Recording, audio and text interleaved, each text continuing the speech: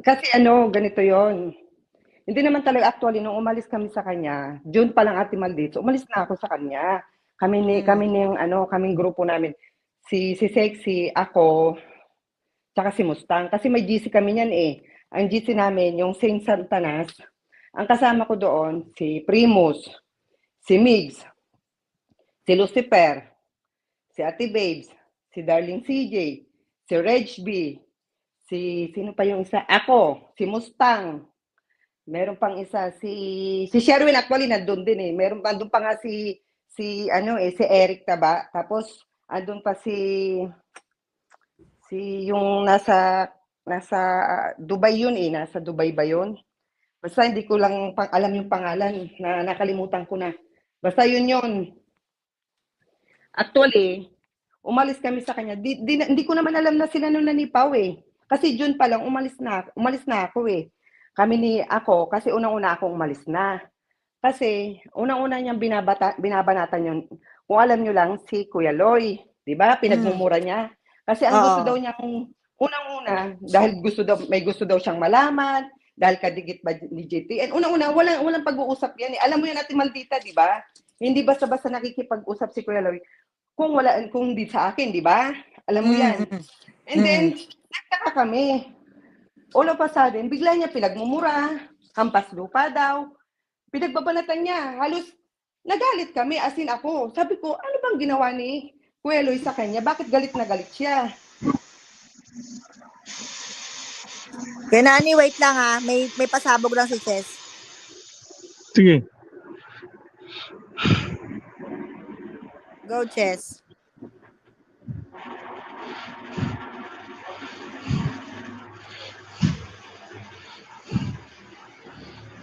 Kuya, mute muna kita. Maingay dyan.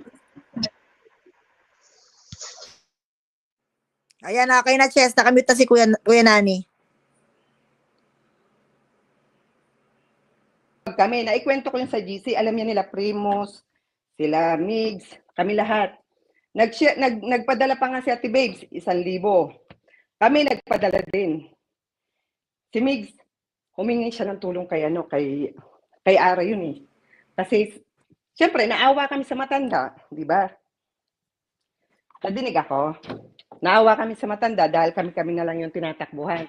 And then, nagbigay kami ng tulong para pang CT scan, lahat-lahat. And then nagalit kami, ang kinagalit pa namin at Timaldis, wala siyang tinulong. Wala siyang binigay ni Ultimo 5 duleng. Siya pa yung nagwalwal, pinagmumura niya si Mama Tess. Sinabihan niya pang budol. Na actually ni piso, wala siyang binigay.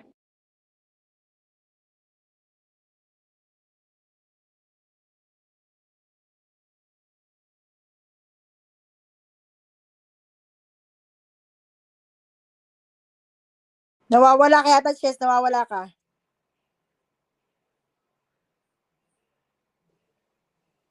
Okay na? Ako ba nawawala si Chess? Okay na yan. Okay na. Then ni piso, wala siyang binigay. Pero galit na galit siya. Budol daw si Mama Tess. Pinagmumura niya, hampas lupa daw. Kung ano-anong pinagsasabi. So, nagalit kami. Anong ginawa namin? Nanahimik na lang kami sa GC. Hanggang July, ayun, nanahimik kami, alam nyo yan. Lagi kami nag-aaway sa GC, hindi na ako kumikibo.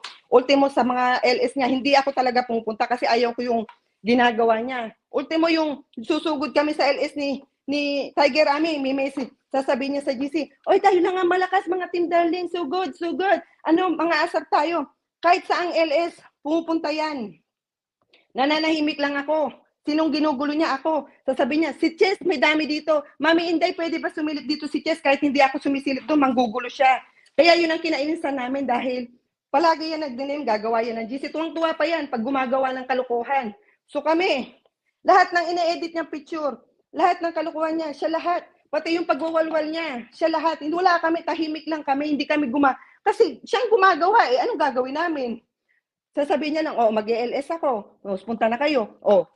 Sumugod na kayo doon, gagawa. Siya lahat naman ang gumagawa ng kalukuhan eh. Tahimik lang kami eh. So anong ginawa ko? Umalis ako. Sinong naiwan sa kanya? Si Vivian. Si Darling CJ. Di ba yun na lang ang nando sa niya? Umalis ako, tahimik ako.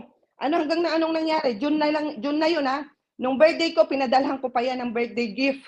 Sabi ko, sige. Kasi panay parinig about dun sa ano yun, sa lakos na damit ni, sana, ibibigay ko naman talaga sana yun eh. Kaya lang, siyempre. Tapos, panay siyang parinig dun sa lakos na damit. Ay, sabi niya, Chess, ilagay niyang inaano na sa kanya daw. Ipadala basta olive green daw, ganyan-ganyan. Sabi ko, padalhan ko na lang kayo ng pambarik nyo. Ako na lang ganon. Eh, di pinadala ko yung hindi ko nababanggitin yung binigyan ko. Binigyan ko rin siya.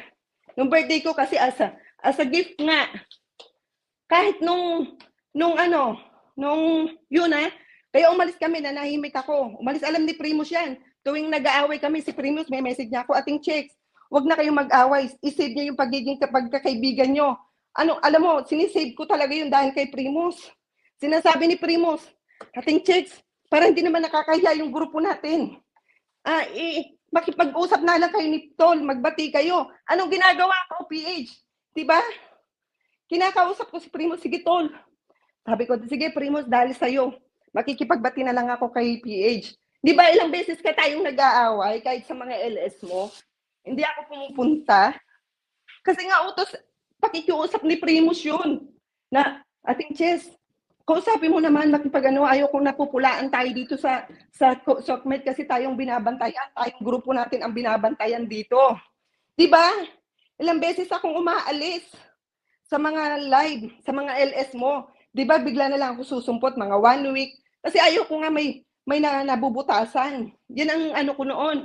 Kundi lang nakikiusap si Primus, kahit sila Darling, ayaw nila, sila Ara. Kinakausap ka nila na, uy, parang lang kay Kuya Mustang, magbati kayo, huwag kayong mag-away. Di ba? Pinagbibigyan ko sila dahil yun ang utos nila.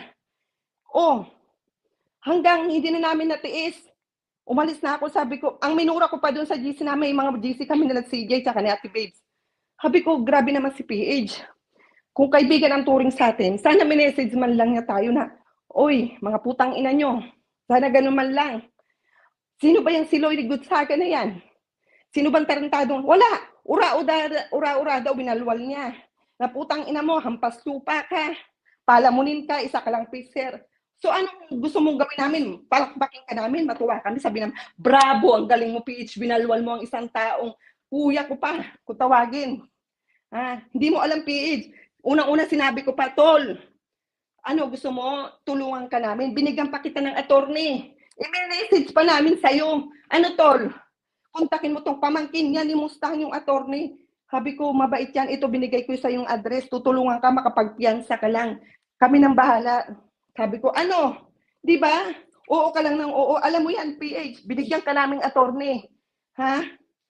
Ultimo gusto namin para lang ma-bail out ka dito sa Sokmed at hindi ka mapulaan dito at hindi ka masabihan na, ay, tago ka ng tago, di ba? Tinutulungan ka namin. Pero anong ginagawa mo? Binabalahura mo kami. Tapos meron pa yan eh. E di yun na nga, umalis kami, nanahimik na ako, hinayaan na ako. Kahit sila Migs, umalis sila, umiwas na lang sila Migs. Sila Primos. Kahit si Mama Tess na nanahimik, babalawrain mo. Hindi ka naman inaano. Nag-message ka pa kay Sir Gab. Alam namin yung ginagawa mo. Na-message mo na, sabi mo, piniperahan ka ni Sir Gab ng 50,000. Walang ganun. Never kang minessage niya. Akala mo hindi nakakarating sa amin yung mga ginagawa mong pag-message sa mga kaibigan namin. Aray ko, putang ina ka, disco. Umalis ka dyan. Disco. E di, yun na nga, umalis kami. Alam yan ni Primos na umalis na lang kami. Kasi ayaw na lang namin, nanahimik kami, alam mo yan, PH, nanahimik kami, bahala ka na lang. All of a sudden, nagulat kami, July, kayo na ni Pau. Wala rin kaming alam yan, at hindi kami nagselos about kay Pau. Dahil wala naman kaming alam about sa inyo Wala, hindi ko alam yan. Hindi, yung rabbit, pangalan, disco ba? Hindi namin alam yan. At saka iba yung galit namin sa'yo, at huwag mo isasama sa galit namin sa'yo si Pau. Hindi kami galit kay Pau. Wala kaming issue kay Pau. Bakit inaano mo kami kay Pau? Ang galit namin sa'yo. Ubod ka ng sinungaling Dahil pinagmumura.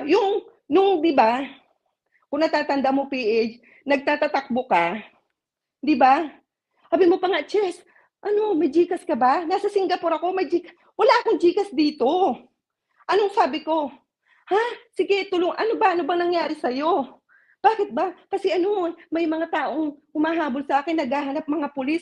Ha? Sabi ko, bakit? Sabi ko, ewan ko. Sabi niya, hinahanap ako ng mga pulis, ewan ko sino yun. Pwede bang pautang muna, padalhan mo ako ng pera.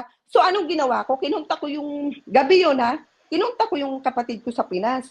Budol. Kinunta ko yung kapatid ko sa Pinas. Sabi ko, padala mo nga, may pera ba yung ano mo? Sabi ko, padalhan na lang kita sa account ko, sa PNB ka kung ganun. Tapos, i-Gcash mo na lang sa number na ito. Kasi urgent. Diba? Pinadalhan ka ng kapatid ko, ura-urada. Kasi, kwento mo, wala nga akong